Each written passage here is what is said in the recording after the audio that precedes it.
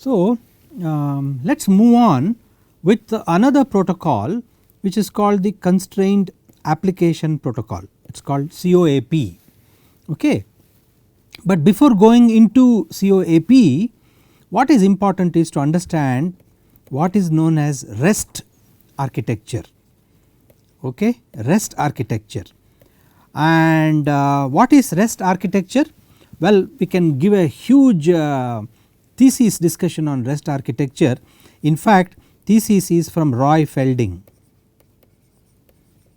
The word first appeared in the PhD thesis of Roy Felding several years ago, where the REST architecture is actually described. We will not get into that detail of it is actually chapter 5. Chapter 5 of the Roy Felding, you should be able to find it on the web, actually talks about the RESTful architecture. But if you want to, so there are several types of architectures for basically it is an architectural style as Roy Felding calls it, for distributed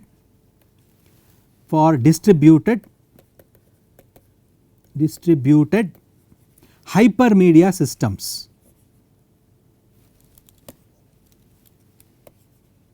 Hypermedia systems, comma, basically describing the software engineering principles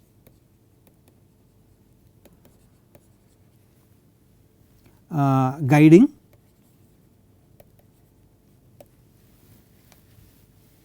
I would say guiding the REST architecture and interaction and the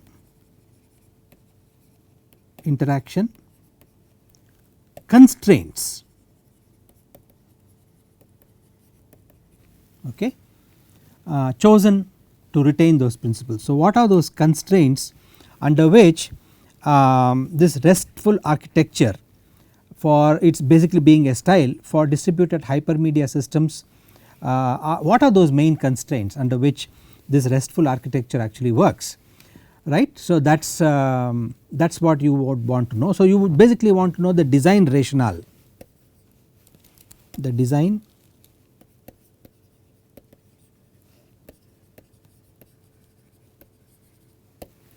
rationale behind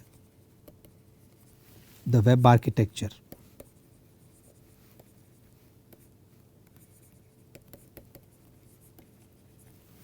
Now, you can see that I started with REST and I moved over to say I started with REST and moved over to say something about the web architecture. Clearly the existing web that we know very well uses this REST architecture, and therefore it is important to know some of the important highlights of this RESTful architecture in terms of its constraints, right. So, let me put down a few constraints and that will give you an overall view of the RESTful architecture. First constraint is it should be client server,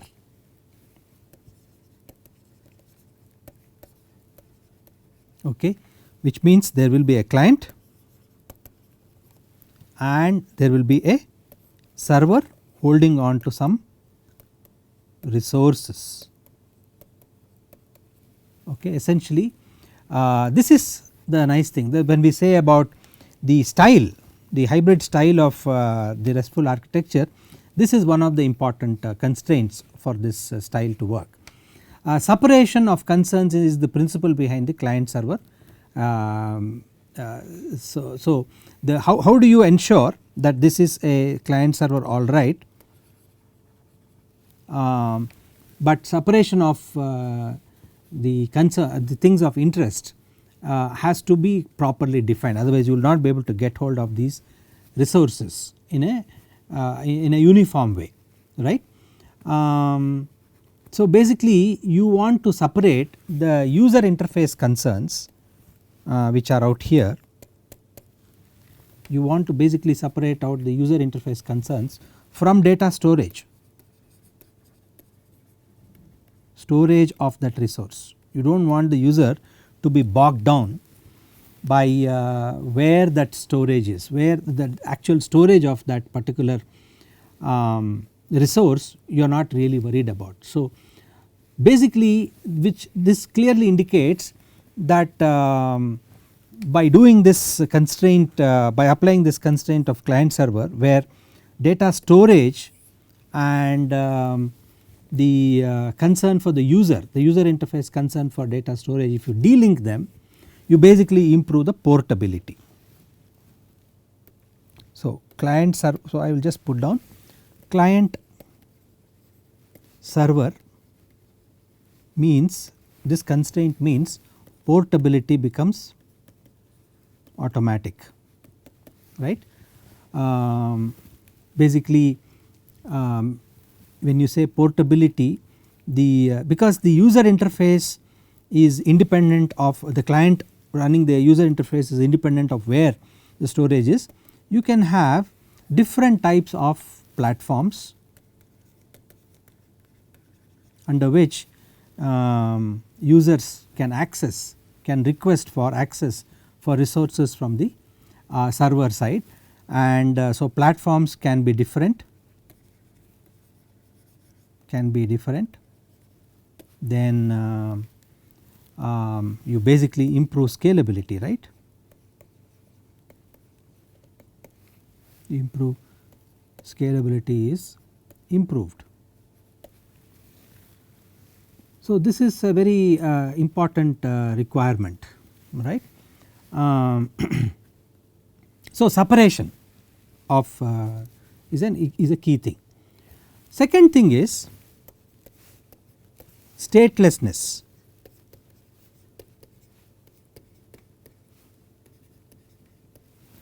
Statelessness, I will simply say stateless. Okay. Essentially again it goes back to, when you talk about client server interaction, communication must be stateless.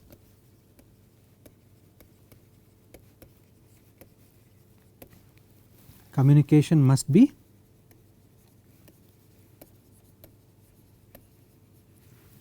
stateless in nature, such that the request from the client must contain all information necessary to understand the request. That means it should be a self contained request which a client should make. So all necessary information, so from client side you should package it in a manner that all necessary information, okay, all necessary information is available where, at the server,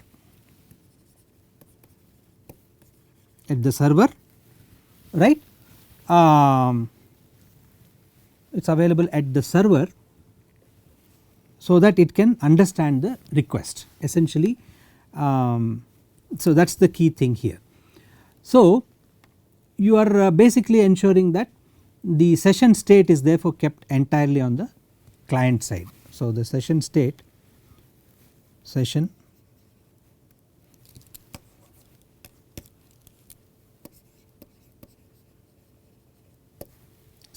state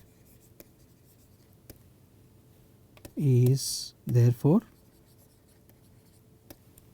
kept. You will see all this actually happening without your own knowledge. You would have actually experienced many of these things when you were actually browsing. Without realizing, these were the basic constraints under which the web was actually working, right. So that is the next important thing, statelessness. Okay, what is another one? So let us move on this thing. The third one is cache. Now what about that? Basically you want to ensure that this RESTful architecture is also providing you network efficiency, right. Okay. So this cache constraint requires that the data within the response to a request is implicitly or explicitly labeled as cacheable or non-cacheable. Server is now saying, server says cacheable, non-cacheable. What a beautiful thing. If content does not change over time and the server says do not come back to me just to ask the value of that content, then it can simply say systems in the middle can cache it, and instead of coming and the request landing on the server back, it can land on any of the cached servers, so that that information, that resource can be served back to the requesting client right from that cached system, right. So that is a big advantage of the RESTful architecture. If a response is cacheable, then a client cache is given the rights to reuse the response at any time. So you can, the client can also cache it. It need not be a server in the middle, can also cache it,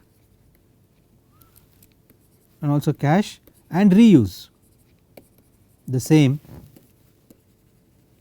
later. That is the nice thing about this thing being cacheable. So the advantage of adding cache constraints is that they have potential to partially or completely eliminate some interactions. It will improve efficiency, scalability, user perceived performance, reduces latency, so many things, right. Latency improvements, latency, scalability, you can keep adding the features, right. Users then efficiency are all improved, right. So that is the main advantage of something being cacheable, the resource being cacheable. Okay, so another thing which is perhaps most critical for you to understand CoAP protocol well is the uniform interface. Okay. So when we say uniform interface, basically what you are saying is you are applying certain software engineering principles,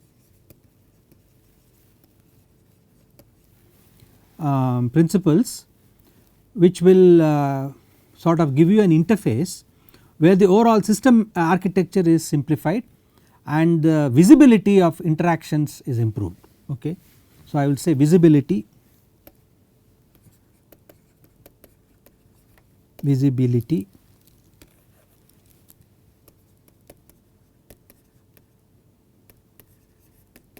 of interactions is improved, that is the key. Okay. Implementations are decoupled from the services they provide, which encourages independent evolvability basically. The trade off is that the uniform interface degrades efficiency. So one problem is, if you talk about this, it degrades efficiency. There is one, every feature that you add will also have something which will create a some inefficiency in the overall design. So really if you talk about a uniform interface, you are actually talking about some degradation in the efficiency. And why? Because information is transferred in a standard way, right. Use transfer information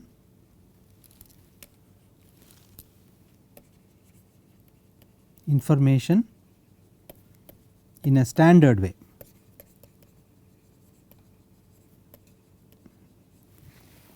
Right, used in a standard way.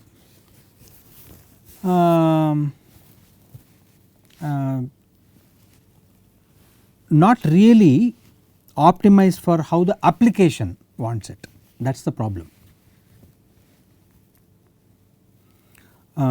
So, not specific to an application's needs, right. So, application has to do something extra in order to turn it round to use that basic information that is available. It appears a little strange, but this is perhaps a very important constraint which you can look up and say how can I do this differently if it is an IoT world. How do I do this, right, and that brings us to a very important point indeed.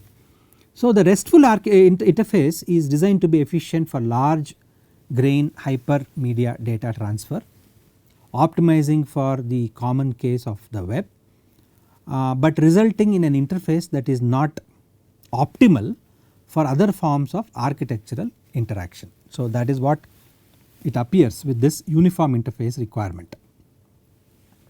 You can talk about a resource identifier, and you essentially talk about a URI, which is nothing but the uniform resource identifier. The other thing that you should know are what are known as methods in RESTful architecture. So, one is resource identifier, the other is the methods. When you say methods, these are basically verbs, okay, and so you have nouns and verbs, that is the key point. When you say you can have verbs like get, you can have put, you can have post, right, you can have delete.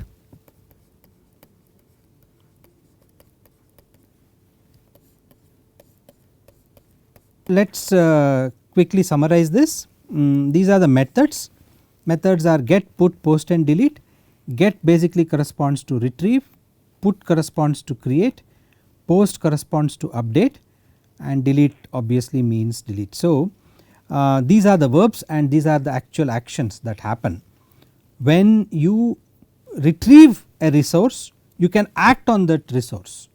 Acting on that resource is through these verbs, and identifying that resource through an address or through the noun that we mentioned. Basically a noun, a resource is basically like a noun, that itself will be given a URI. So, you can act on that URI using these verbs. So, essentially that is what would happen in the also in the RESTful architecture. Let us now use that as a basic understanding and get into the details of CoAP. Okay. CoAP is essentially was also defined by IETF, and what actually came out was it was called the core group. Essentially it stands for constrained RESTful. This is RE is for RESTful, RESTful environments. Okay, so RE is RESTful environments. You can see that some of the problems that REST architecture did was it did not present things to the application the way it wanted, because it had to do it in a particular format. We refer to that format in which it did. Let us quickly look at that from the problem of uniform interface, right, it basically degrading performance. However, if you look at this whole discussion on the IoT protocols, if you look at this discussion, you are not worried about humans reading that content. Okay. You are looking at machines talking to machines, machine type of communication, machine to machine communication. That is why you can make it very cryptic. because machines can actually understand that cryptic language. That is why IoT protocols are binary driven, they are binary protocols which you can't actually make sense out of if you just sort of unlike HTTP, which is a lot of text based. This is a binary protocol really, and it can be made very compact because of that nature. CoAP actually uses RESTful architecture, and CoAP also looks at these standard verbs that we have, and so which means there are the usual get, put, post and delete, correct. And there are URIs, which basically are nothing but the resources identified by these URIs. Okay. So, we are trying to connect CoAP with the RESTful architecture, and that is the reason why we spent a little time trying to understand the REST architecture, so that it will give you a feel. Nowhere I have in my discussion anywhere said that CoAP is a replacement for HTTP, I never said that, but you will see some peculiar, but you will see a connection, because HTTP protocol also uses RESTful architecture. Only perhaps major difference between HTTP and CoAP is that HTTP uses TCP and CoAP uses UDP, right, it uses UDP. Both of them are based on the RESTful architecture. However, CoAP is based on the constrained RESTful environment, it is meant for the constrained RESTful environments, which means the header sizes are small, the packet sizes are small, the messages are small and less verbose in that nature, right. So, that is the key thing, but all the other related thing, all the other related constraints which are there are very much applicable also to CoAP protocol. I will not get into the detail. For instance, you can look back and see that it is stateless, it is cacheable, all those constraints that we applied are very much applicable also to CoAP, and that is where it is important for you to read and understand Roy Felding's thesis chapter 5, so that those constraints you revisit them properly, understand them in thorough detail, and then connect it back from that abstraction of REST to what CoAP can actually achieve for you, right. So, that is the key thing, and this is an IETF protocol, so which we will have to see how this protocol actually works. So, there are uniform resource identifiers. CoAP also means there are uniform resource identifiers, and as I mentioned all the remaining verbs which are associated with it. So, CoAP is meant for low power applications,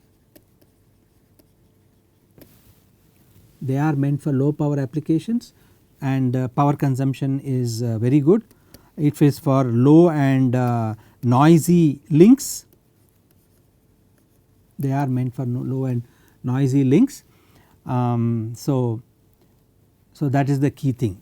However, there is one advantage of using connecting CoAP to the internet. As you can see, HTTP by and large is a protocol which the internet understands, application layer protocol, and HTTP is well understood. There are proxies, HTTP proxies, which seem to pass data across. For example, from a private IP address system to a public address, you pass through a proxy, and HTTP ports are well understood, the proxies are well understood, because everything rests on the RESTful architecture. So, which means CoAP can actually interwork and I would say exist. CoAP can exist with very small or almost no modifications with proxies, with HTTP proxies, which means a very important thing, a HTTP client can actually talk to a CoAP resource.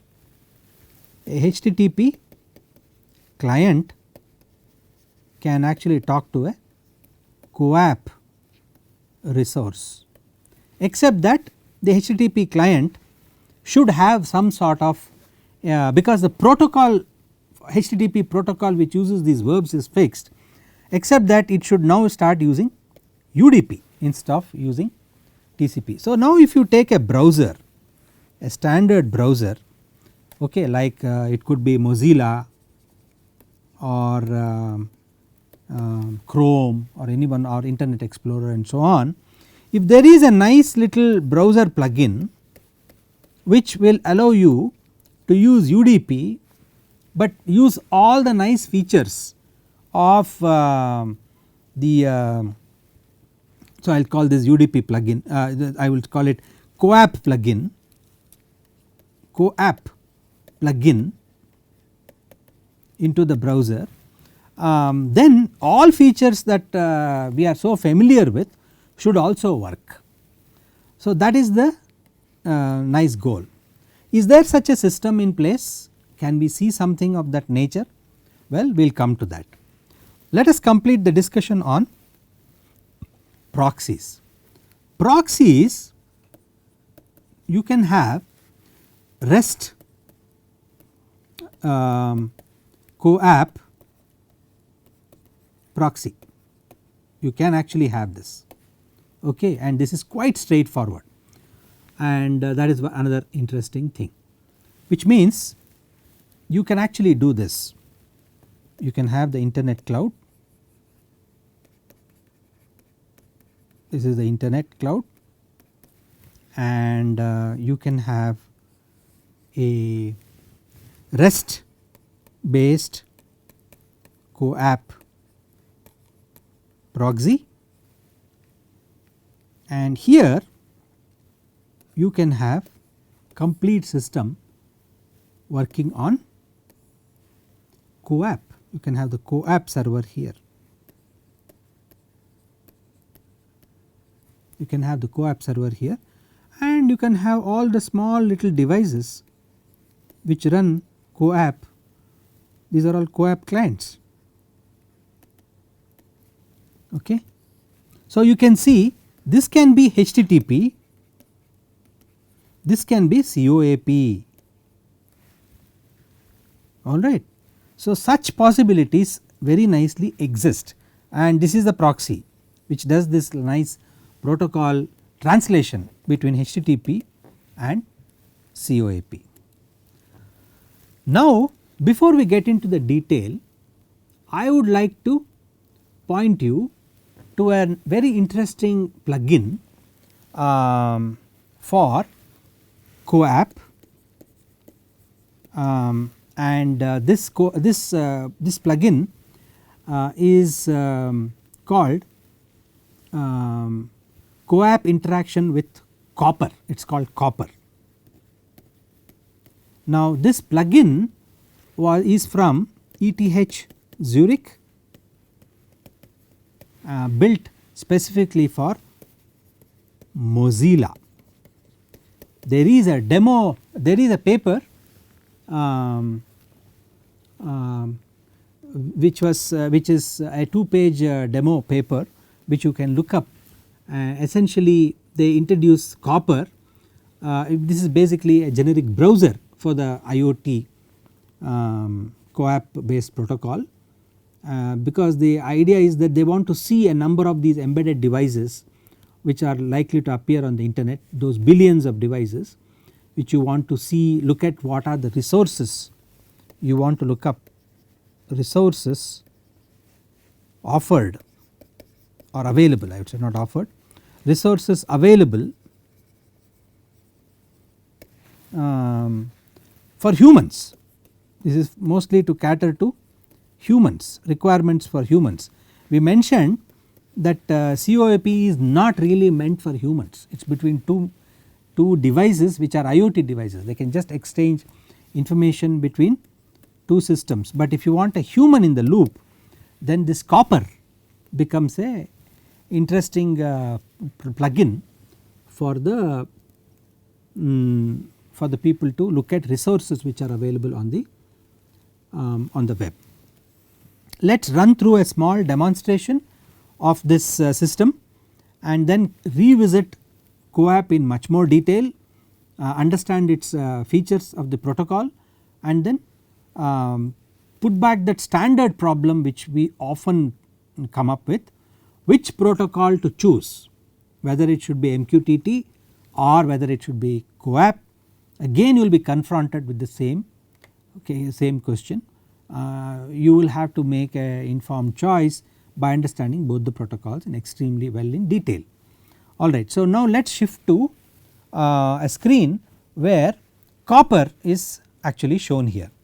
My two project staff Abhirami and Tejaswini are here. So we will basically go through resources discovery of these of a server, which is, let me put back this picture for you. Okay. Let us say that we are here on the internet, and we want to access a CoAP server. We are not sure whether there is a REST CoAP proxy or not. It is not our concern. It may be there, may not be there, it is hidden from us. Let us see whether we can check the resources of this CoAP server, right. Now what you see on the screen are the standard verbs, including what is known as a discover button. You can see the discover button. There is a get verb, there is a post verb, there is a put verb, there is a delete verb, and there is a very interesting verb which is indeed for the constrained environment, and this is called the observe. Okay. We will come to that when we discuss the protocol in detail, but for the moment let us do this discover of resources. Perhaps that will be the most interesting thing. Alright. So when you say discover resource, you will see the whole lot of resources which this server actually has something to offer to us. What is the so go carefully now, you look at the address bar, you will see that it is coap:// californium.eclipse.org, then you have the port identification which is 5683/test. What we have done now is to press this discover, and you will see that a set of resources are actually discovered. I want to draw your attention to this very first line, which says URI path : dot well dash known slash core. Okay. This is a well known resource, it is saying something. We will talk about this soon, but what is important is for you to look at this line. Okay. URI dash path dot well known slash core, same, this is one type of resource, it is telling you something. Then you see the third line, it is the same thing, URI dash path dot well known slash core. So this comes back again.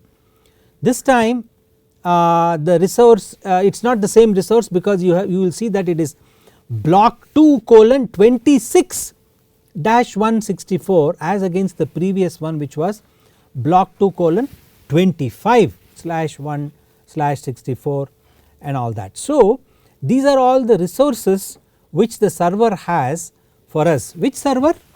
Well, it should go back to tell you that this screen that we draw here, actually this is the server which has all the resources, and you must definitely remember this dot well known, let me write it here. Okay. And I want you to fast forward so that you actually know this is a very critical thing, slash core, CORE. Okay. I am not going to tell you right now, but as we go along you will see why this is a very important resource, the way to discover resources. So when you say discover, you will see this nice thing. Then of course the that is con get. What actually happened was it did a con get, then you have ACK, right. So these are typical of the CoAP message which is essentially going out, you will see when you say con, you are actually saying confirmable, right, and the verb that you are using is get, that is actually that is what it means. And ACK is another type of message which is essentially acknowledge, right. So that is another thing, and if you have ACK -2.05, you will essentially see that that is the code associated with it. So if you start looking at you start a little bit fast forwarding on this front, you will realize that there is con, which I said is confirmable message, confirmable message. The client is saying I am issuing you with con and I need to get something, that is important, this is the verb of interest. If it is a confirmable message, the client pushing it out, this is the server,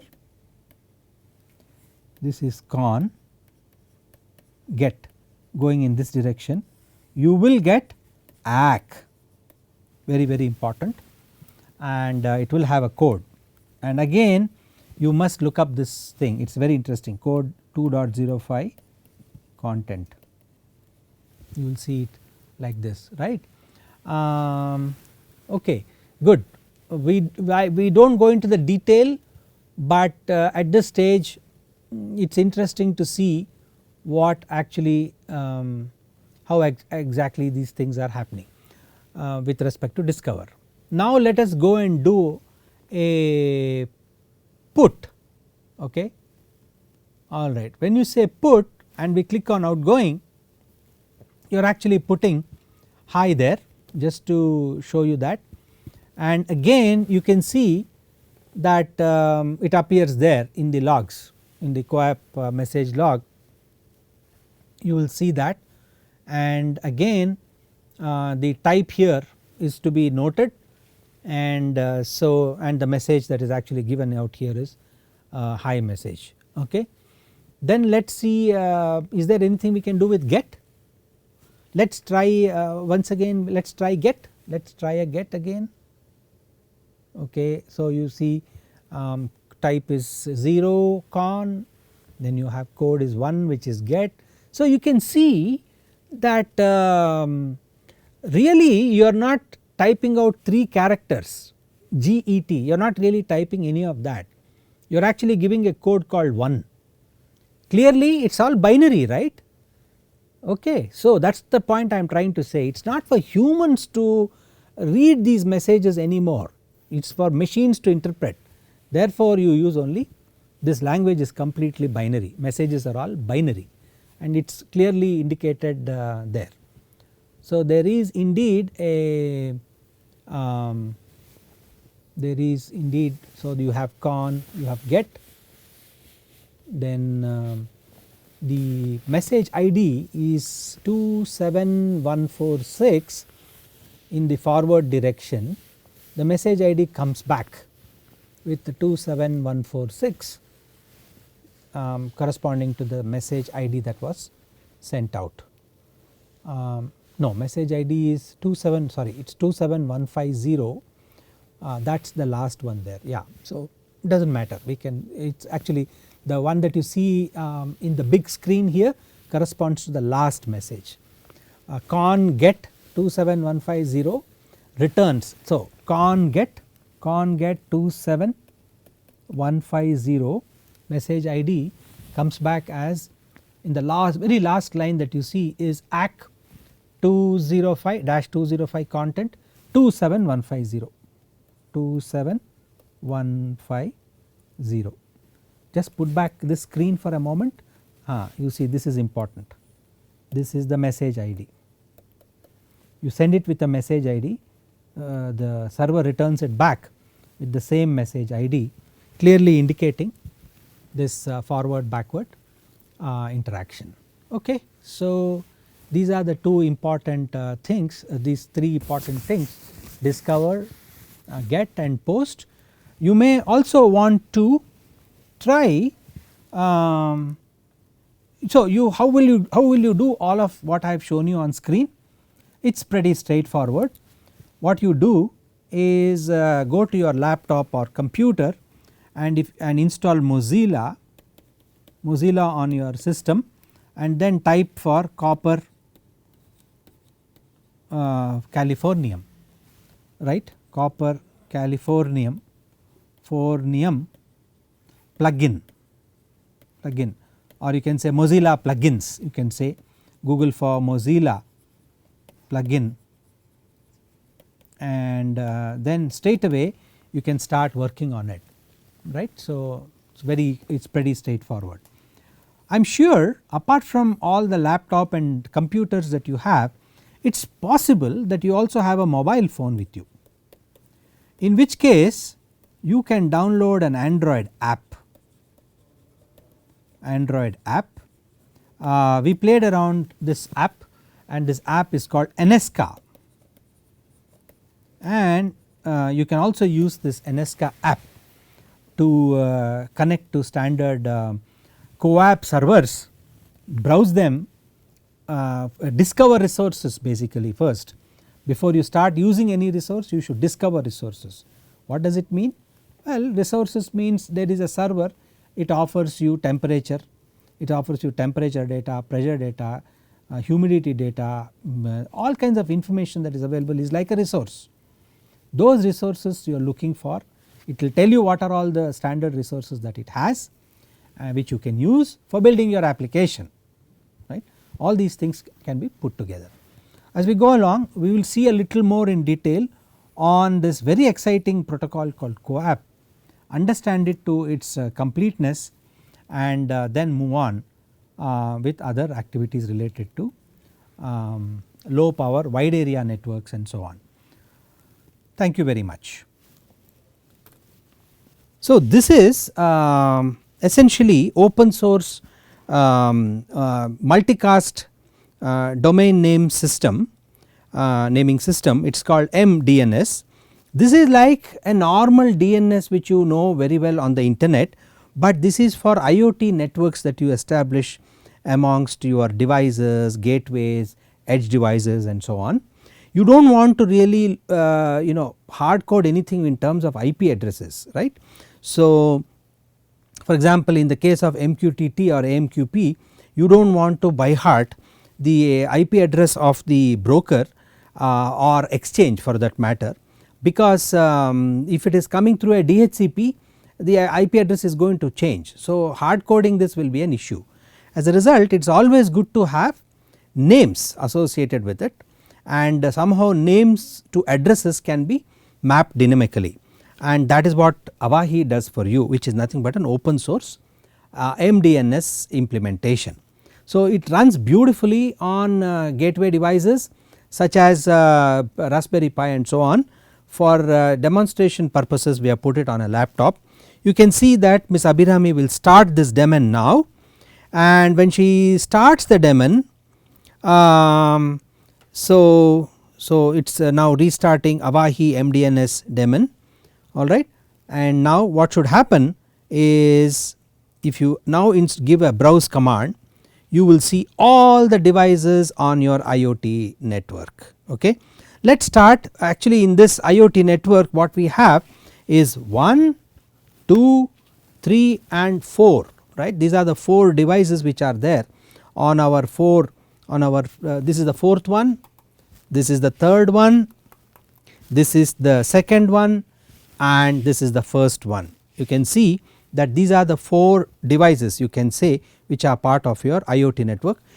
The IP address is obviously coming from this access point gateway hardware device, which is giving out the 192.168.1.x IP addresses to all these hosts, and you really do not know the IP address of either the broker in the event of MQTT, or you do not know to which AMQP CoAP server. If you are using CoAP, you do not even know which CoAP server, what is the IP address of the CoAP server of your system, and you want devices to just connect and get data, okay. So that is actually now beautifully displayed on this screen. Now let us see what are the information that is getting displayed on this screen. You will see that ZenLab HP PC PC is this first one here, right. Tejaswini is also here. She points that the first one that you see here, the line here that you see, here essentially is corresponding to this PC here, and it is actually getting displayed, never mind that detail, and it is actually discovering and telling you that this is the IP address. It is giving you the name, so you do not have to worry so much about the IP address. It also tells you the link local IPv6 address FE80 : you see this is the 128 bit IPv6 address that you can it is actually printing. So that is already very good. It is also telling you the so it is giving you in IPv4 as well as IPv6 names along with the host name and address, as you can see, are displayed here. The other information that is related to IPv6 ZenLab HP PC, the second line corresponds to this no, this is what, this is HP, this is the same one, right. This is IPv6 related of that first host, and this is IPv4 related information. Yes, sorry, this is IPv4. What is the IPv4 address of the first host? You can see here it is 192.168.0.100, and it is the same ZenLab HP PC local which you have seen in the previous line. Okay, now we can move on to the second host that it shows here, and the second host has ZenLab Studio 15555, which is this host here, and IPv4 address is mentioned, IPv6 address is also mentioned. You can see that this is the IPv6 address, and this is the IPv4 address of this host. So the headache of remembering IPv4 or IPv6 addresses is removed, because MDNS is running on these systems, and all you need to worry about is ZenLab Studio -15555.local. That is all you need to remember, and all MDNS names names on the MDNS systems will actually end with this .local. So that is the nice thing. The third device is indeed itself this device here, which is nothing but the IP address the third device which is showing is the router here. You can see it is the D-Link router. It is advertising a service which is also displayed, and another proprietary service called HNAP, which is not important at this stage, but it is another service which is being advertised. It is called, I think, Home Network Administration Protocol, which is a service offered directly by this system. How is all this magic happening? Because we did not run Avahi on this. How is it that this access point is actually responding to queries by this generated by this host? Simple. In the case of IPv4, it uses the multicast address 224, and then in the case of IPv6 it is FF02, starting with FF02. Moment these devices see that address coming up on the network, it is their duty, if they are having services, if they are able to offer services, they should respond to these multicast packets, and that is a nice thing. So you actually have an IoT based multicast DNS systems which can be put for very large networks. You do not have to really worry about remembering names, IP addresses of systems, but indeed you only have to worry about names. See, this also gives you the flexibility of buying IoT devices from different vendors, vendors having their proprietary code and telling you that that is the name of the host that they are going to advertise, right. So that becomes very simple for integration and seamless working of IoT devices from different vendors. So any hard coding with respect to IPv4 or IPv6 addresses is now eliminated completely. Now let us move on to a demonstration of how we can use this MDNS utility, Avahi open source MDNS utility, by actually showing you a demonstration of the fact that we will start with AMQP, where RabbitMQ is the broker. Recall the previous demonstration where we had to actually type in the IP address of the broker in order to either produce in order to push your produce data or to get your data or to consume data, you had to connect with an IP address. Now that part is eliminated by simply connecting to if you zoom in here a little bit here, you will see that you are actually connecting to, as Ms. Tejaswini shows, Pika was the client for AMQP, Pika blocking connection, Pika connection parameters. It is not remembering anything with respect to IP address. It says ZenLab Studio 15555.local. So you can see you really do not need to worry about any IP address here, and the rest is taken care automatically.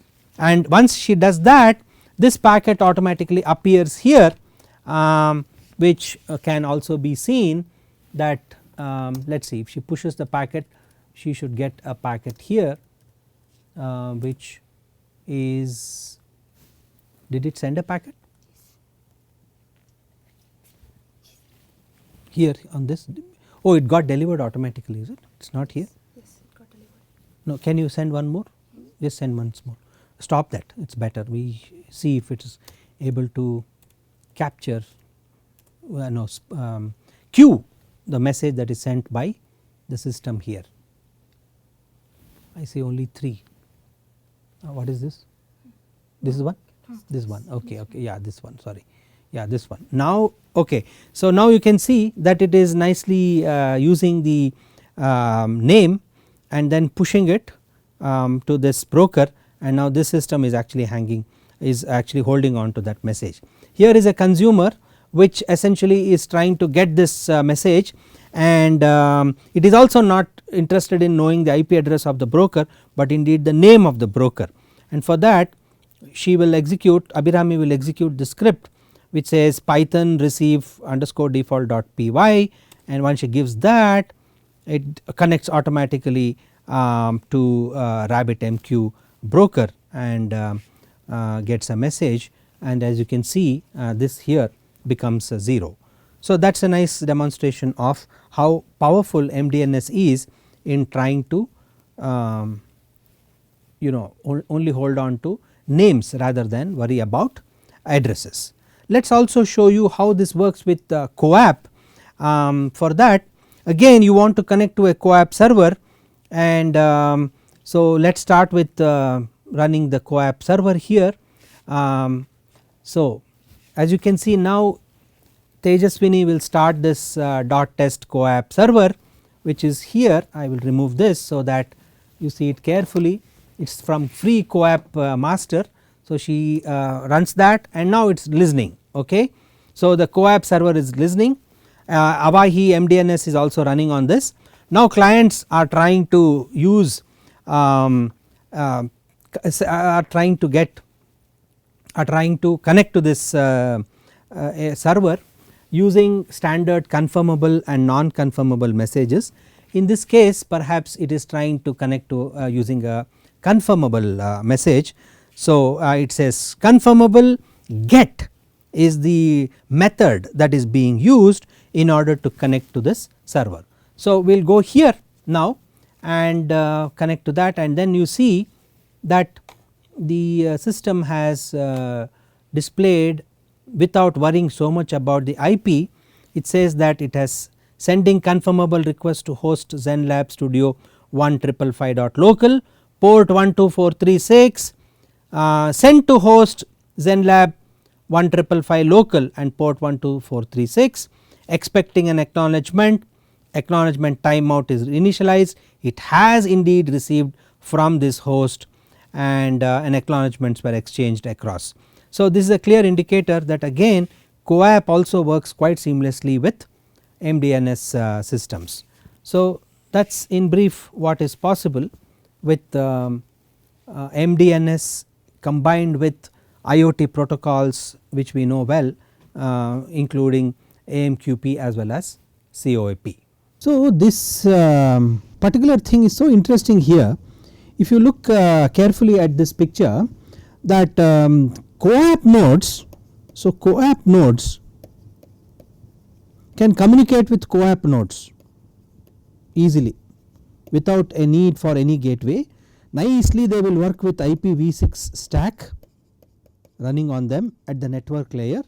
In other words, if you are using IEEE 802.15.4 protocol, then you can have 6LoWPAN IPv6 for low power personal area networks. We discussed this already. I mentioned this point earlier. This can already be running and nodes can nicely communicate over IPv6 protocol between them, right. So if you take this node or this node and you want them to communicate within, there is never an issue. And also it is quite a seamless thing that, for instance, if you do not want any conversion to from CoAP protocol to HTTP and all that, and you want somewhere on the internet you have IP nodes systems which run IP protocol stack, which understand, let us say for instance they understand IP 6LoWPAN for instance. I mean 6LoWPAN in terms of, let us say, so let me put down a picture. What I am trying to say is this. So let me take a new sheet and go ahead with let us capture it quickly. These are all little bit so let us take this picture. Supposing you have a CoAP node which wishes to communicate directly to the internet, okay, and here there is an edge router. Okay, let me put an edge router. There is a router here, and remember this is a internet router, internet edge router, okay, and this is talking IP protocol, and this guy node on this network which is the constrained which is the sensor network, is directly communicating to this router. So here you will have at the IP layer or nothing network layer, you will have 6LoWPAN implemented. Here this router understands 6LoWPAN. So what he will do is he will remove the 6LoWPAN part and replace the 6LoWPAN in terms of the normal IPv6, and what goes out here is all the information about this CoAP node, except that 6LoWPAN has got converted into IPv6 and nicely goes into the core network of the internet. Okay, let us say there are multiple internet routers and this edge router, okay, and then commits out. This edge router is connected to, let us say, some other router, and that other router is connected to the node on which there is a human sitting, and this is that remote user who is somewhere on the other side of the continent, who is trying to communicate with this CoAP node, and nicely it goes. So this router is nicely capable of converting IPv6 to 6LoWPAN, sorry 6LoWPAN and vice versa.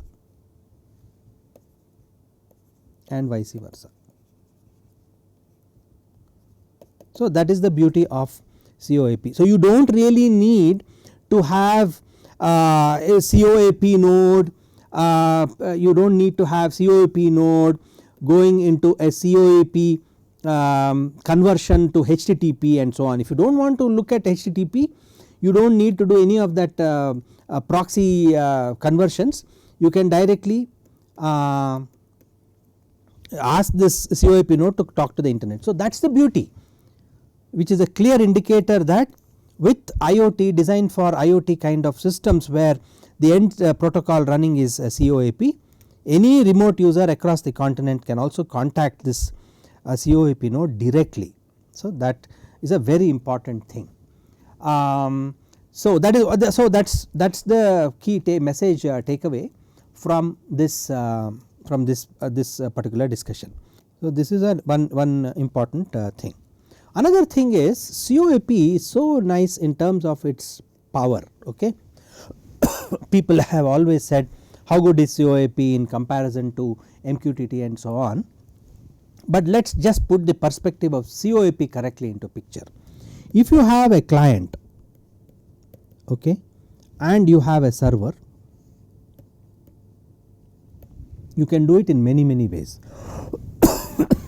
One of the things this client can communicate is you can do a confirmable message with some, let us say, some code, alright, something here, some number here, then you do a get, right, and you do a, let us say you are interested in temperature information, then you get back this with an ACK, you get a response code, but this has to come back, this is the message ID corresponding to this con, right, and response code is 2.05 and you have the content coming following there, which is nothing but the temperature value. Okay, this is one way of doing it. These are typically what are known as confirmable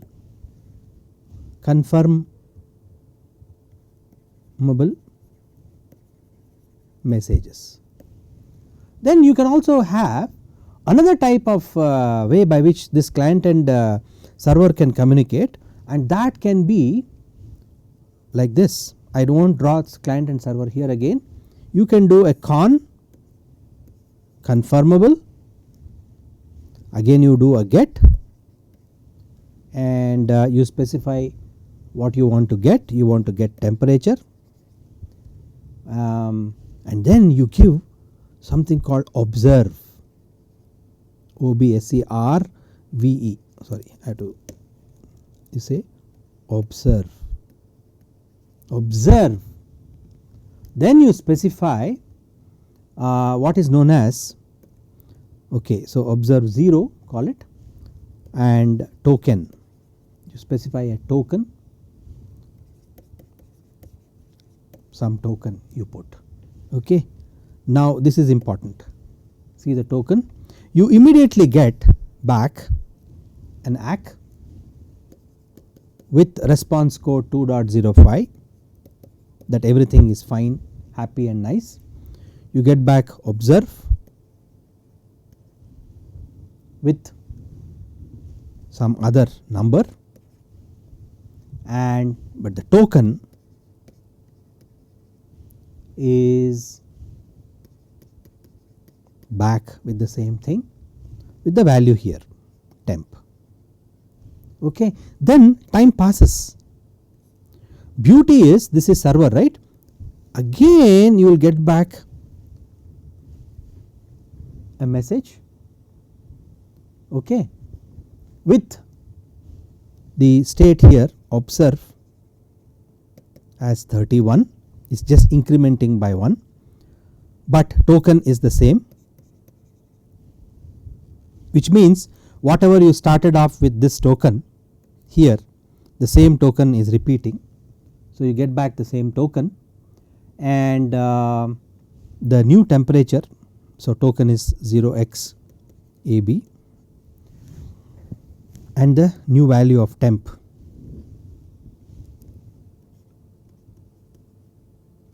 new value of, so let me write it clearly, token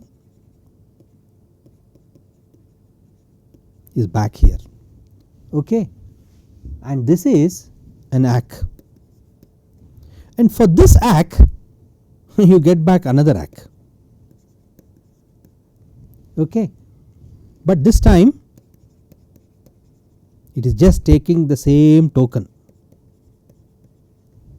and you see as time goes by the same thing can repeat. Okay.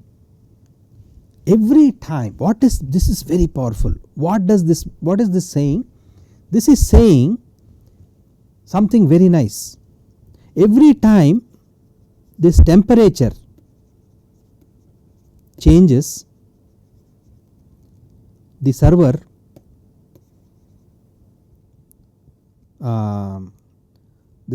updates the requesting client. What a fantastic thing. See, again here there is a time elapse, and again there is an ACK, and for that ACK again there is an ACK back from the client. This will go on, this can keep going. A nice way to remember this is how do systems remember this? Because this token is the same, and every time ACK goes, it always goes back with the same token. And of course this observe can keep changing also. It can become specific to whatever it is trying to do. It can just give a number which is incrementing, but token is very, very important. It sort of keeps the same token all the time, and that way it sort of remembers. This is one way. This was the previous one, this was one way. This was, we call this type 1 way. This is the second way. Is there a third way?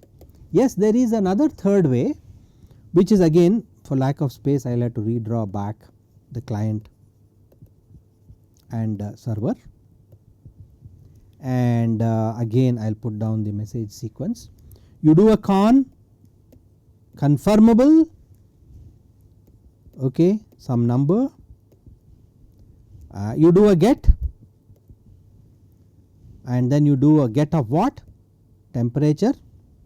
Again you have to put the token, very important. I will simply give it a capital X so that people know that we will have to use. So this will be ACK. Response code is as usual. So you ACK for this number, right? So you ACK for this 0x123. Response code has to be 2.05, and you essentially don't have the temperature value here. You don't have, important. Okay. So you observe this, there is no temperature value. What this simply means is, look, you have asked me for a value, the server is telling the ACK, you asked me for a value by reading from the sensor did not respond, but I am responding on behalf of the sensor because I am connected to the sensor, and therefore I will send you once the sensor value is ready. Then time elapses, then server decides to do a con and tells the client, I will put something here, but I will put back your token. So I will put back that X. I am putting back your token, and now I have the temperature value. So let me write it small so that we can fit everything into a nice picture. So you say con, I generated my own unique message,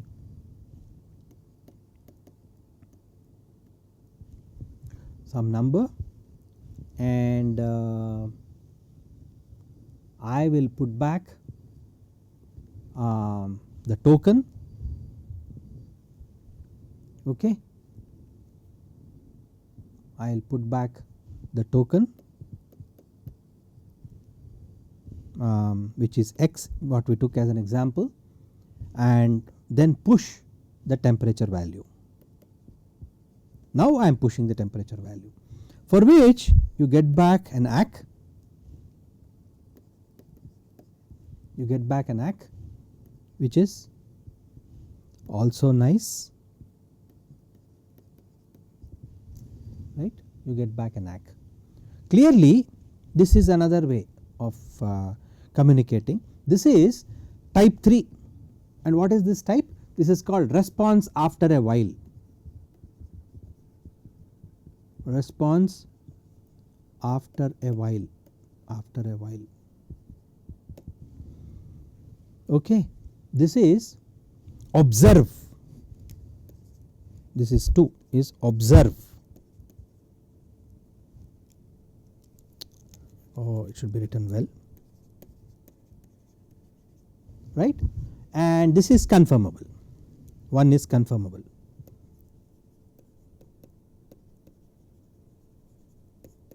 Okay. So there is a fourth one also. Okay, there is a fourth one also which is very critical, and that is, so you have three basic things which we said: confirmable, observable and response after a while. The fourth one indeed is a special case, it is called resource discovery, and there what happens, you do con, you do a con again, you put back, you put a number, unique one, do a get, and this time you do slash dot well known core, for which the server says ACK, same one 0x123, response code 2.05, content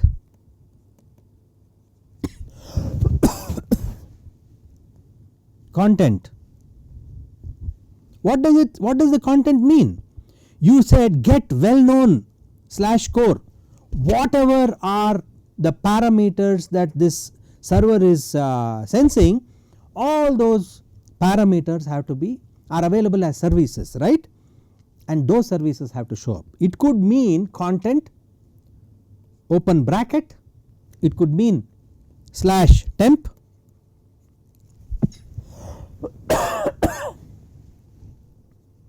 slash temp, humidity,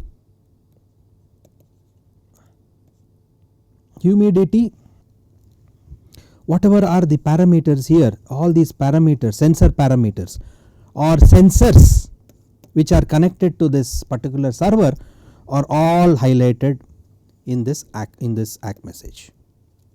Oops, in this ACK message. That is the beauty of this method, and this is called resource discovery type of message. Okay. This is a very important thing. This confirmable message is also called piggybacking, right, because you ask for get, in this case you got back the temperature almost with the ACK. That means the temperature value requested by the client came back as a message already in the ACK, and this is observe, and this is response after a while, and the other one is resource discovery. Okay. So this sort of gives you the power of the CoAP protocol, and essentially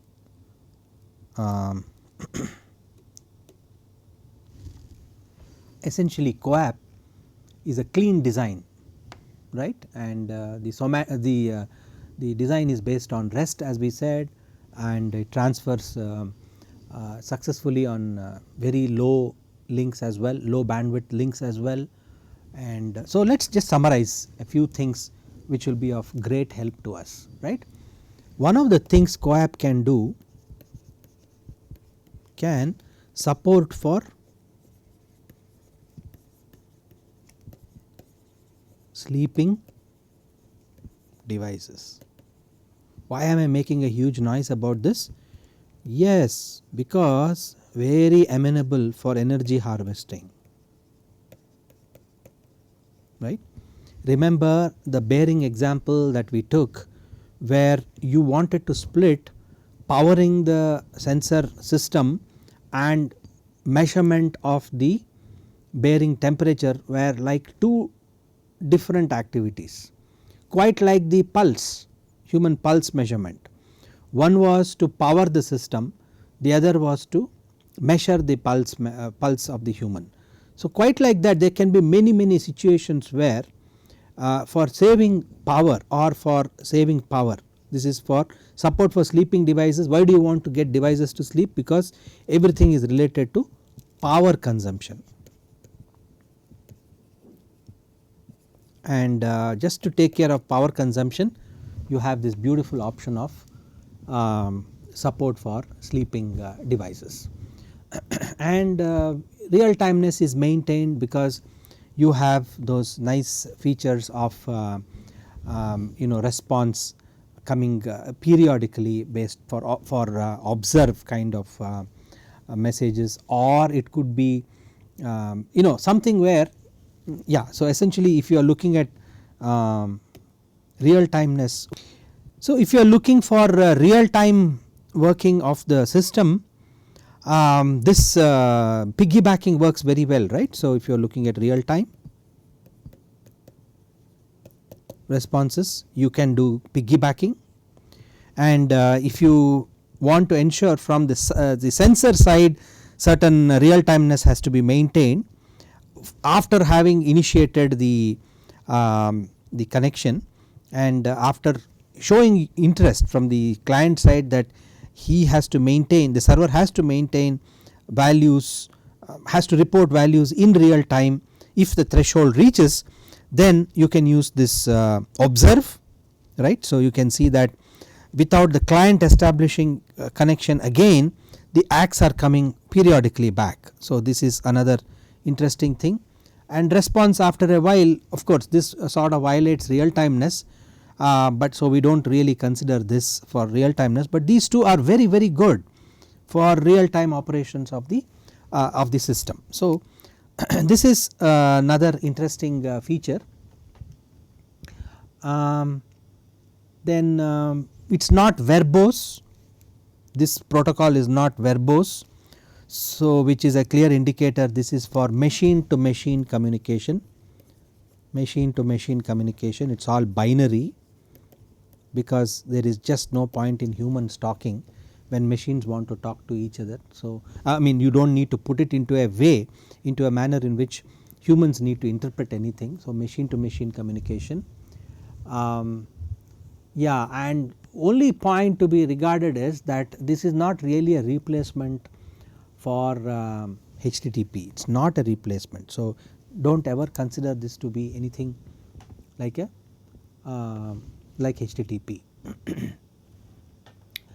Okay, so that is broadly about what the protocol is.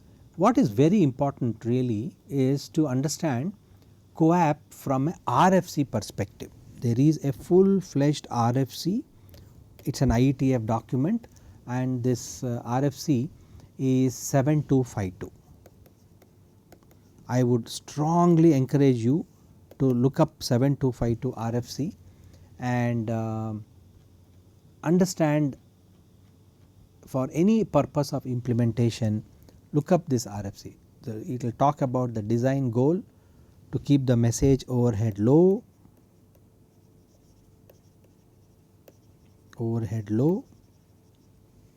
okay. Then and it will ensure that there is no need for or limiting the case for fragmentation to be avoided. Remember why all these things become important, because when you are coming from the internet world,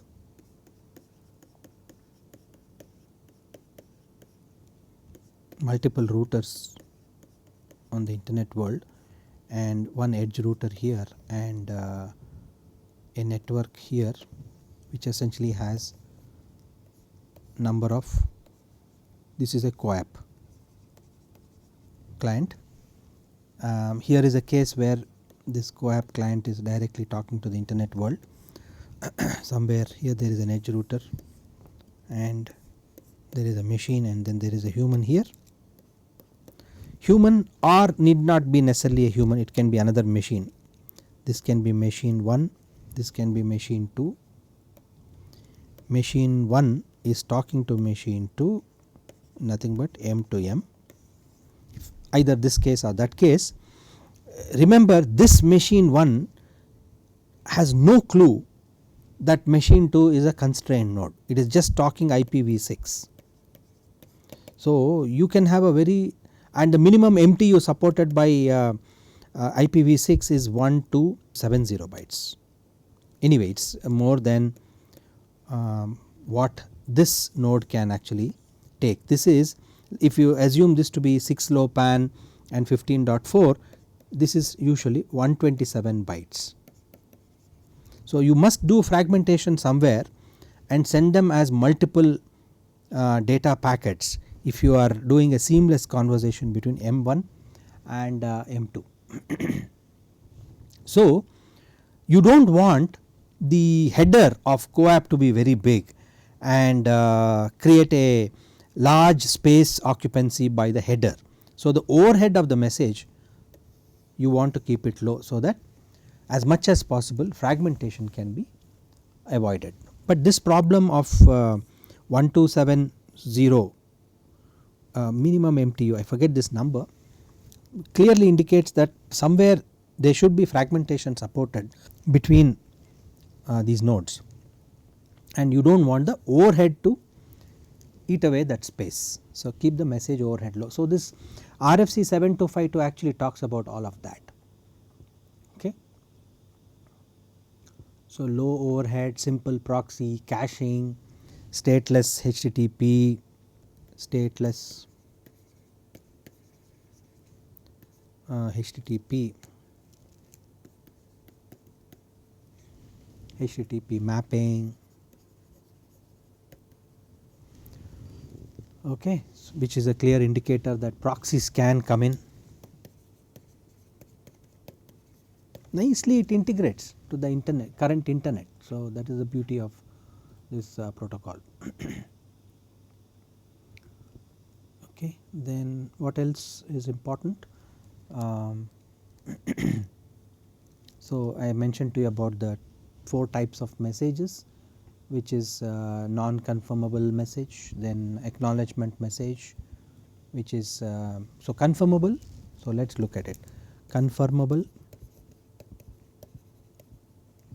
confirmable, non-confirmable, non-confirmable, then ACK message, and then reset.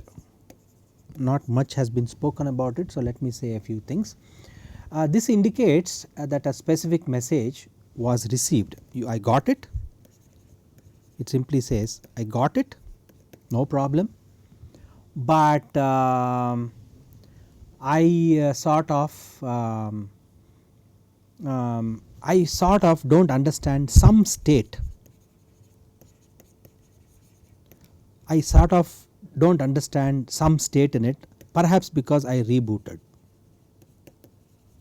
This is what the server is saying. Client has sent the message was received, for some reason some state of that message was forgotten, and therefore either due to the because the server was rebooted or something. So you basically forget. So you are saying that I received it, right. So what can you say about it? It is a very interesting thing that even the RFC says is that if you want, it is like you can use it like a ping. You just want to find out whether that server is alive or not. Okay.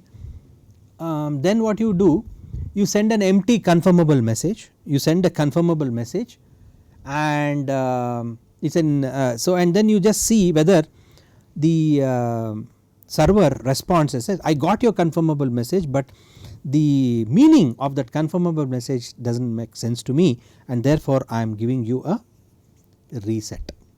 You are sending a confirmable, this is client, this is server,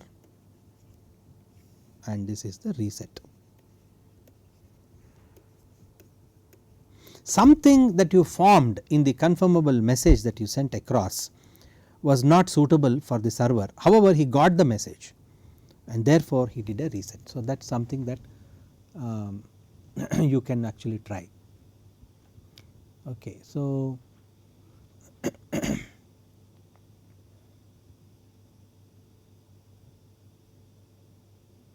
As I already mentioned, CoAP uses UDP, so that is another good thing.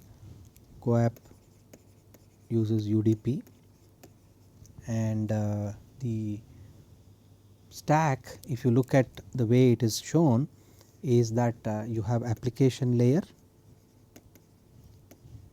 and the stack of CoAP can be divided into two parts. One part is called the request response, and the other part is called the message, and down below is UDP, which is the transport protocol response. Okay. So, that is interesting, binary fixed length message. And whenever you say, I describe to you con message with some number there, this essentially is nothing but the message ID. Okay. So, I said con and something right here, this is the message ID. Okay. That is important. All this is described very well in the RFC. You should not even worry too much about what is shown there, because that is clearly indicated in the RFC. Please do read the RFC in its completeness, so that many things can be understood directly from the RFC. Okay. Message ID, we said, is for basically, why do you need to have this message ID? This message ID is to detect duplication.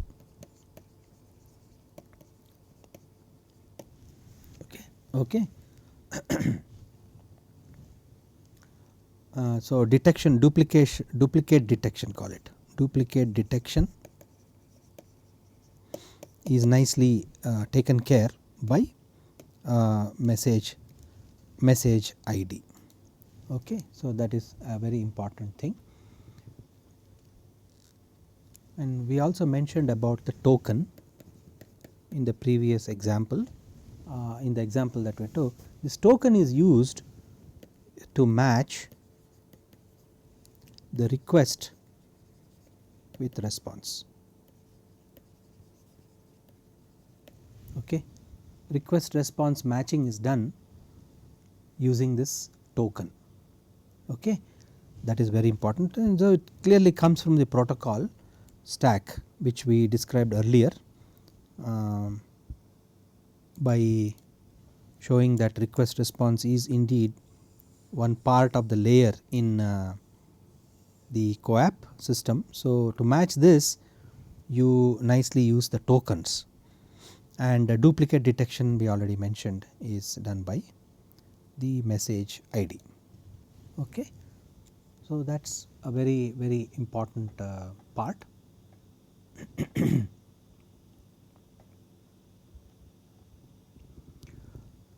If the server is not able to respond immediately to a request carried out in a confirmable message, you can basically, the server can issue a empty acknowledgement message. So, as I mentioned, that is something that in the messages that we looked up, that is all there. So, that is also interesting. And whenever the server is ready and the sensor is switched on and all that, the server can send a new confirmable message, which essentially is actually called the separate response. So, that is another interesting thing. There is something called a separate response. You can write this, you can also. So, essentially all of this is beautifully written in the RFC. So, I am actually reading things from the RFC for you. You should try and find out, go through this in detail to understand between the client and the server. This is the client and the server. You send a con message, right, and you put the message ID here, you put that. So, here you put message ID and you put get, the verb that you are interested in is get, the sensor value, let me write it neatly.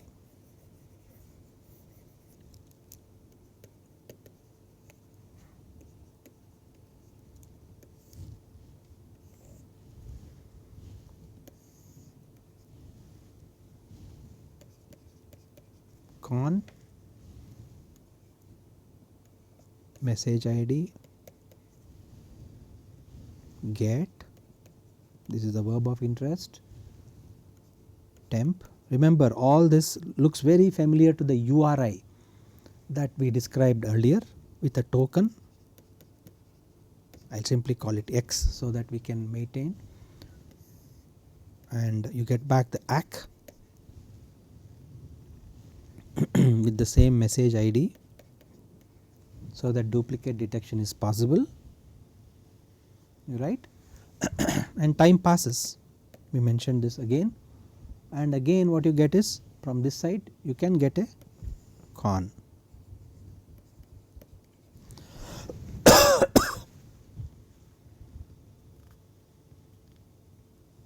And essentially you get back a new message ID, MID1 this has to be MID2, right, and you get a response code because this is really a response from the server with the content. Token is whatever was used here, just like what we described last time, right. Token exactly is the same X with the value, let us say it is some degree Celsius, for which the client says, yeah, I got it, I am acknowledging you with what? With what? With the same message ID, because you want to ensure that in case he did not get it, you will create with a new message ID. So, all the duplicate detections are actually possible. So, in summary, all this is something that you can easily do if you can easily understand if you read up the RFC. The RFC also talks about, in addition to all what we discussed, it also talks about congestion, because this is what you may encounter when you are trying to connect the CoAP clients to the internet. Okay. Basic congestion control for CoAP is provided for exponential backoff mechanism, that is already mentioned. So, there is an exponential backoff scheme implemented. Essentially you send a con, you do not get back an ACK, so you do an exponential backoff and you retry sending that message. Okay. So, essentially things like that are known. Things such as simple as these are actually done. Right. So, you may have to also look up that section on the RFC to look up the congestion control, but you know, there is no specific algorithm which the client you know, the client has to sort of you know, there is no hard and fast rule about what is the how soon should the response to a confirmable message. No, I will put it this way, the specific algorithm by which a client stops to expect a response to a confirmable request that was acknowledged or to a non-confirmable request is not defined. Okay. So, this is important. So, in summary, CoAP places the onus of congestion control mostly on clients, it is a client driven system.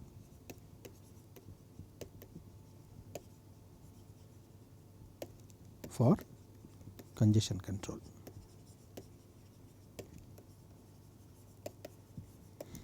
This is a most important thing. So,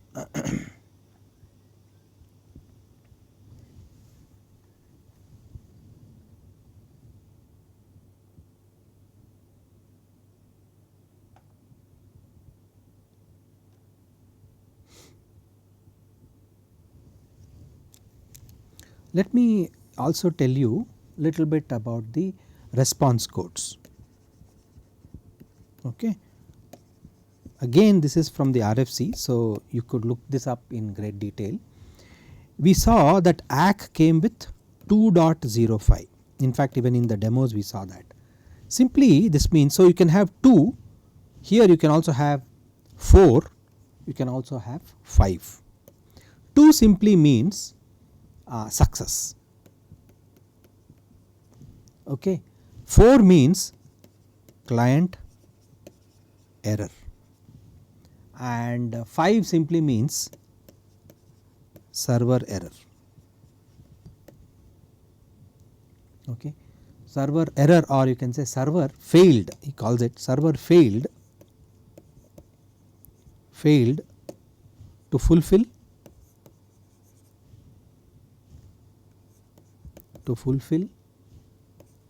an apparently valid request.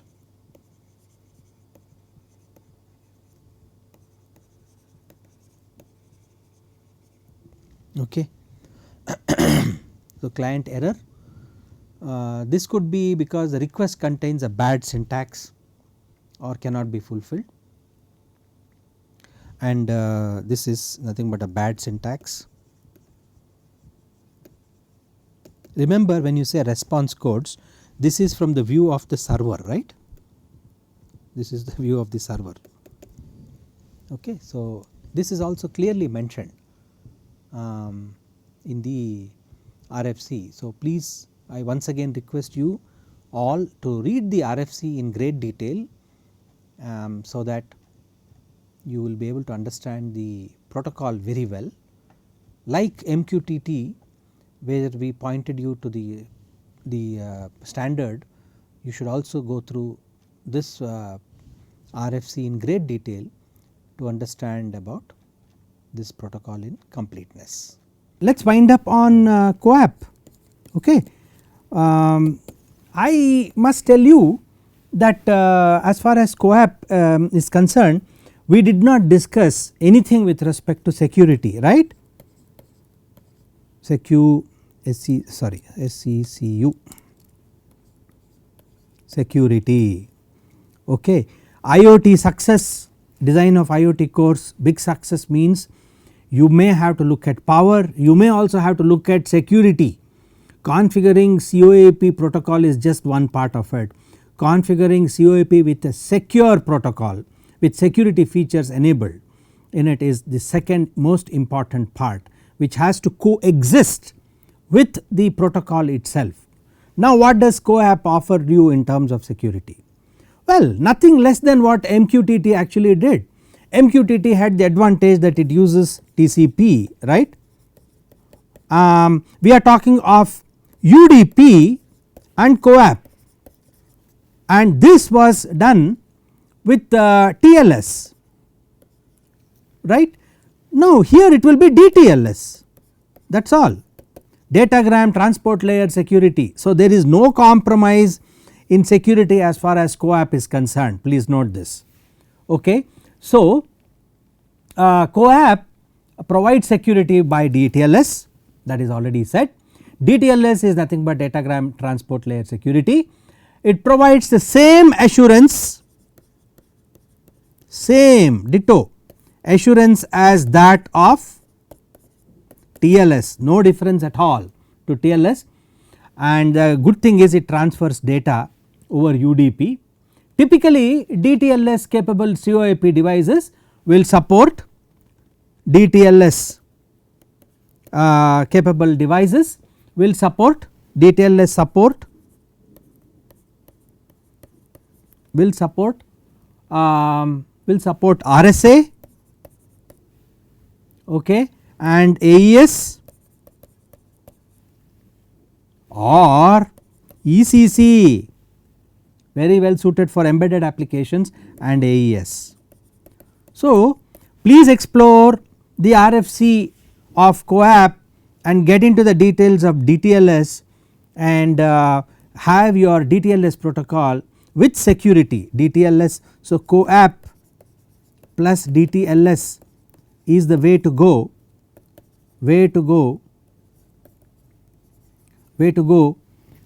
for IoT devices, alright. There is something fantastic, this is one part. There is another fantastic part, sorry, there is another fantastic part with respect to another important thing about CoAP, okay. Last, perhaps the most important, last but not the least, is the well known URI. What is the well known URI? It is nothing but the slash dot well known slash core. Do not forget this URI. This URI is defined as a default, entry point. It is defined as an entry point for requesting the list of links about resources hosted by server and performing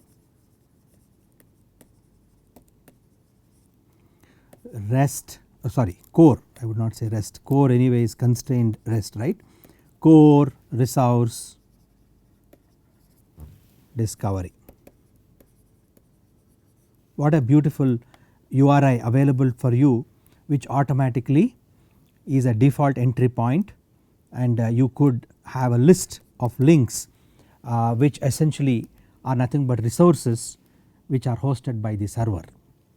This is as far as CoAP is concerned. You do not have this kind of a nice feature with MQTT, right. In fact, it is even hard to find the IP address. It is even hard to find the IP address of the MQTT broker. It is hard to find, and why is it hard? Because today you set up a IoT network with a DHCP enabled system, you get a IP address for the broker as 192.168.1.2 let us say, and tomorrow the same one will become 1.3. You can't go and change the source code of each of these clients in a manner that they should contact this broker with the changed IP address. This is bound to happen in large IoT networks. How are you going to solve this problem? Well, here is a nice way of doing things, and this is something that you should definitely consider every time you set up large IoT networks, and that comes in the form of a nice LAN based for dense network based systems, for dense IoT networks, many IoT nodes in a network which are randomly, I would not put them in line, but I would put them scattered, right. So, let us scatter them in all possible ways, and there is a sort of a gateway node which is communicating. This is simply the gateway node. Each one of them are offering different services. Take this node, he may be monitoring temperature. Take this node, he may be monitoring pressure, this may be monitoring humidity, okay. This may be monitoring soil salinity, this may be monitoring soil moisture, and so on and so forth, many nodes. Many of these nodes are offering services, and there is one node somewhere here which wants this data so that it can control something back. For example, if the moisture content is low, it may decide to switch on the sprinkler on, and this is a large IoT network in a field, in a farm, right. And every day if they are all running IPv6 or IPv4, it does not matter, they are all running IP stack protocol with embedded OSs such as Contiki or TinyOS or Riot OS, any one of these embedded operating systems which support 6LoWPAN, which I mentioned to you is on 802.15.4 kind of a MAC and PHY, which is also called the ZigBee nodes, but the ZigBee protocol. If they are running all of that, they should be able to contact and find out, this node should be able to find out simply get the data from these nodes, and these nodes are finding it difficult to contact the MQTT broker. Let us say this is running MQTT, they are even finding it difficult to find the MQTT broker because the IP address of these nodes change, and so does the IP address of the broker changes, because the lease time of the DHCP system protocol has expired and new IP addresses have to be assigned, and therefore it gets a new IP. How do you solve this? Well, as I mentioned to you, the nice answer to this problem in terms of finding resources, discovering resources, discovering services,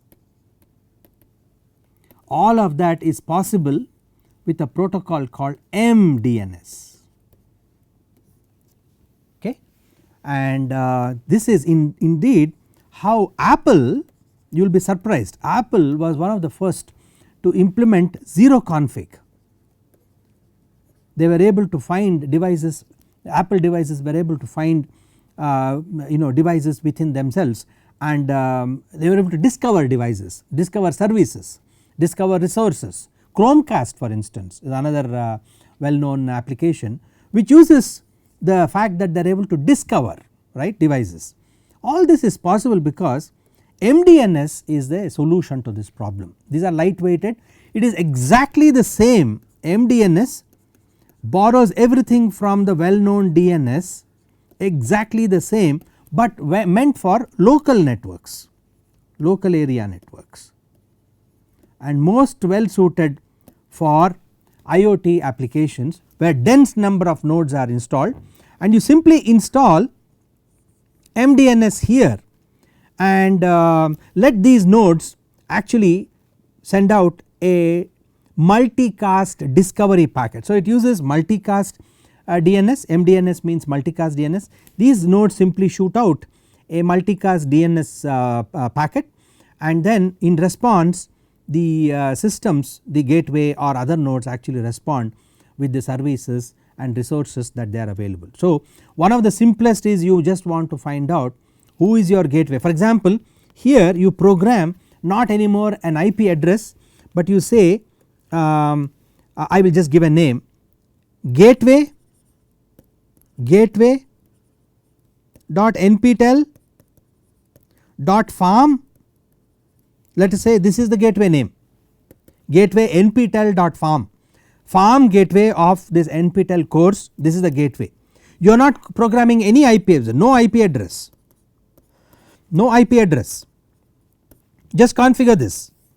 Now you shoot out, I want to know every day if you want to discover the IP address of this, and this indeed this system here is that Raspberry Pi or Odroid or any one of these embedded systems gateway kind of boards which actually are configured for gateway.nptel.farm. So this is actually this, and if you run MDNS on this, he is the one who will respond back for this node's query that I am interested in knowing the IP address of gateway.nptel.farm. If this request goes out as a multicast packet, the response comes from this node by saying this is my IP address.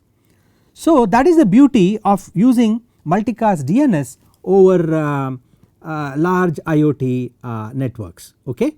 So, and Apple indeed is something that was one of the first to implement this zero config.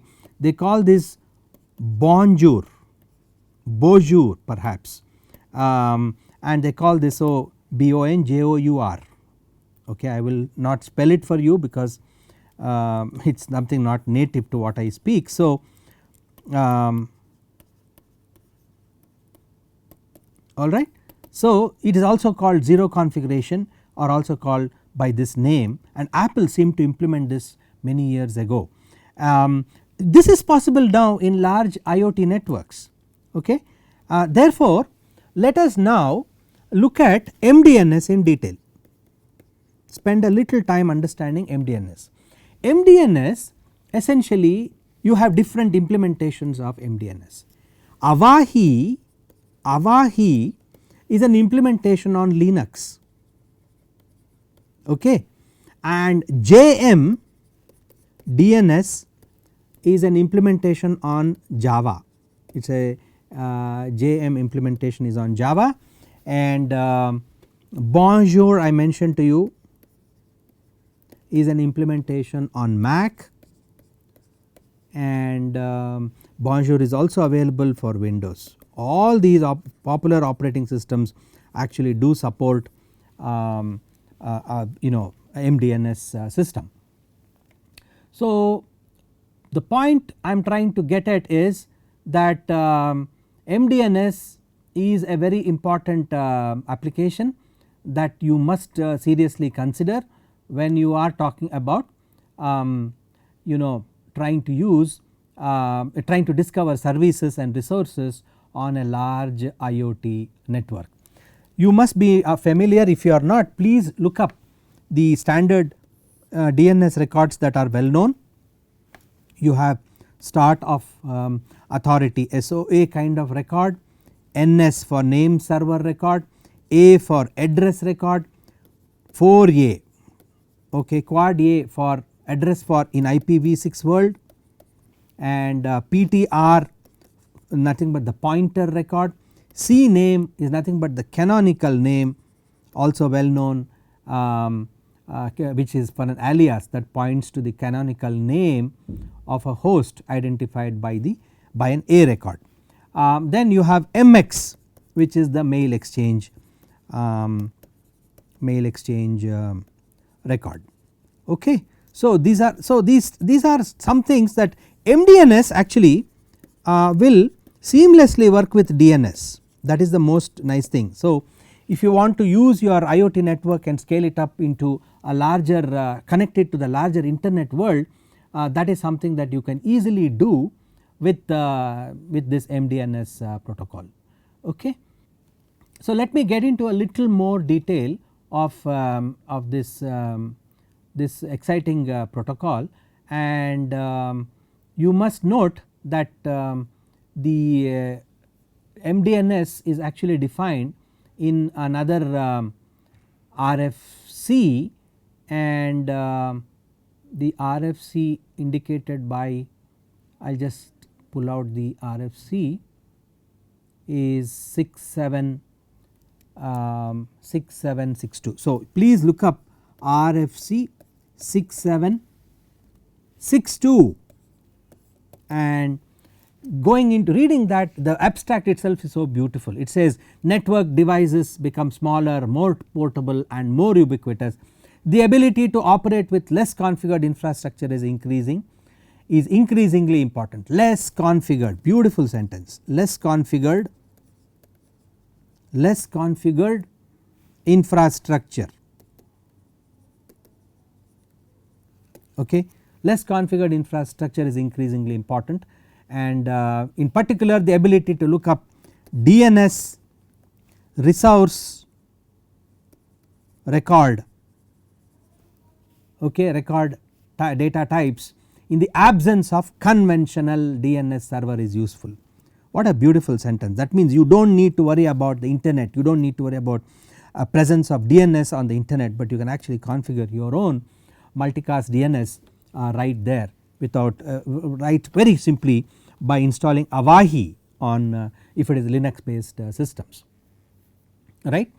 And it uses multicast, which means you must be looking at what is a multicast address. Obviously in IPv4 world everything starts with multicast starts with 224, and so if you send out a multicast packet with 224.0.0 with the complete IP multicast IP address, then there will be a response from MDNS capable servers okay, and it is free to use, that is another nice thing. There are other companion protocols called DNS based service discovery, which is 6763, but that is called SD, it is called service discovery. This has a companion technology protocol, but never mind, what is important is that 6762 is already good enough for you to follow and get a hang of how you can install MDNS on it. Okay, so how should you assign names? Okay, now you have many of these devices, right. So there are many of these devices, and this gateway needs to know which one of them is actually offering soil salinity, which is offering moisture, soil moisture, humidity, pressure, temperature and so on. That means they should also have an MDNS name associated with it, not just the gateway, because this sprinkler is the one, this node essentially is the one that is actuating a sprinkler in case soil moisture is low, that is what we said. So they must also be the gateway also should know from which node of these several nodes that actually a particular sensor data is made available. Therefore there is a convention by which you should associate names, MDNS names to this large dense IoT networks, and essentially it should end with local, that is all that is required. You can have any name, but it should end with local, okay. So that is an important requirement. So essentially what we are saying is that a host that belongs to an organization or individual who has control over some portion of the DNS space can be assigned a globally unique name within that portion of the DNS namespace, such as something, right, some example.com or something. In fact if you look at 6762, it gives an example of Cheshire example.com. For those of us who have this luxury, this works well, but here you are not even talking about internet, you are talking about something which is not having any access to a global DNS namespace. It is local to your own IoT network that you are assigning names to different sensor nodes, so that resources and services can be discovered quite effectively. And therefore the problem is, forget about internet, just local to you. You give your computer systems, your sensor nodes link local multicast DNS host names of the form like this: single dash DNS dot no not that dash DNS label, some label dot local, as I mentioned. That is very important. Any computer user is granted the authority to name their computer and sensor node in this way, provided that the chosen name is not already in use on this link. You have to be a bit more careful, do not assign the same name to multiple nodes, but keep it unique within your network, which is in your control. Having named their computer or node this way, the user has the authority to continue utilizing that name until such time there is any conflict, which again you yourself should resolve it locally. So that is a very important thing. So if it is IPv6 world, you will essentially use FF02. So let me just complete this. If it is IPv4 world, you will use 224.0.0. let us say 251, okay, and this is for IPv4. Use this and send out a multicast to send out the multicast packet, and use FF02 colon FB as a multicast packet to discover resources, okay. And as I said, you must assign a local to it, so that you will be able to use this MDNS in the right proper way without violating RFC 6762. Okay, so that is a very important thing. And querying of information in DNS is of many types. You have one shot queries and you have ongoing multicast queries and so on. So really if you read that RFC you will be able to appreciate what the difference between one shot and continuous multicast DNS querying is all about. Essentially it is this. I will give you a very simple intuitive example. Supposing there are two nodes measuring humidity, okay. This is humidity 1, this is humidity 2 by these two nodes. Now this actuator node should take which one of them? Now one simple way is to say I will take whichever responds first, that is one shot.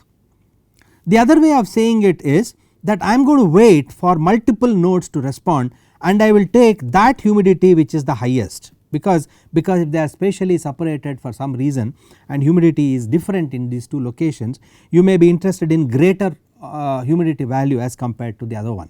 So let us say humidity 2 is greater than humidity 1. If you just do one shot and if the first node that responds is humidity 1 sensor node, you may not want to take that decision. Therefore very interestingly you should be able to use the DNS in its complete set of features which are there, okay. Now let me quickly summarize all of this by taking the example of Avahi. Avahi can be installed very simply on any Raspberry Pi Odroid which is running Linux by simply doing a sudo apt standard Ubuntu commands get install Avahi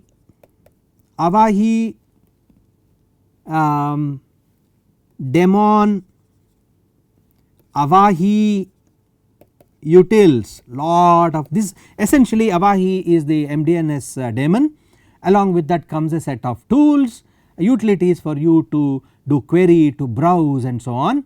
So so you can easily download this and you can publish, you can use Avahi, you can use the tools provided by Avahi to publish services. How do you publish? How do you publish services? Sure, there is a way, and you simply use Avahi publish service and it gets with a service name, of course. You give a service name and then it gets nicely published, right. For instance you can say Avahi publish service light underscore CoAP dot underscore UDP 5683 open quote, sorry this one open quote slash mylight, right, dash sub underscore floor 1 dot sub dot slash CoAP dot underscore UDP. Okay. What will happen if you do this? It will publish a service called light, it will publish a service called light which uses CoAP protocol on port 5683. The same service will be discoverable under CoAP UDP dot local. Where did I write that? Yeah, actually I should not be doing that, I should say the same service will be available under CoAP dot under UDP.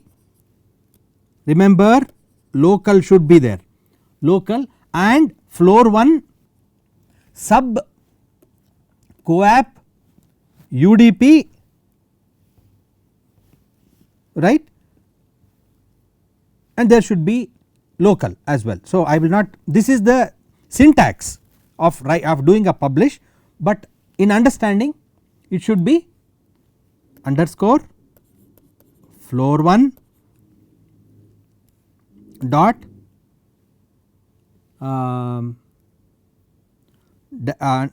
dot underscore sub, same thing you should write here, sub dot dash CoAP dot UDP. I am repeating all that is here, but I am just adding local. Okay. So this is what it is.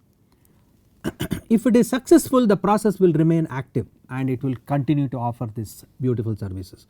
You can discover, not only publish, but you can also discover services. You can also discover service using Avahi. You say Avahi browse and you will discover services. Browse for all service types, resolve service automatically, you can display output in parsable format and all of that. Okay. Discover all CoAP servers and automatically resolve them. If you want to do that, there is a nice syntax. Read up Avahi syntax and you will be able to understand. Discover the CoAP server at floor 1 and show it is parsable, it is in a parsable format, that is also possible. In other words, and in big summary, if you look at the protocol world of IoT, you must know MQTT and its security features. You must look at AMQP and its security features. You must look up CoAP and its security features. You must install MDNS for resource and service discovery. All of that put together will essentially ensure that you will have the luxury of zero configuration and very importantly vendor interoperability. Supposing you buy an MQTT node which is configured, which is from one vendor, and he would have given a, let us say, a URI, right, and that URI essentially is, let us say, connecting to some broker name itself will be like, it will be like, not forget URI, you just think about it is configured with a name for a broker. Now you have another vendor giving you the broker hardware, and all you have to do is just make the modifications to assign that name to it, that is all. Then automatically across vendors you should be able to have a interoperable way of sensor node from one vendor and broker from another vendor, and still they should be able to interoperate. They should be interoperable and they should be able to discover services, they should be able to discover resources and work seamlessly.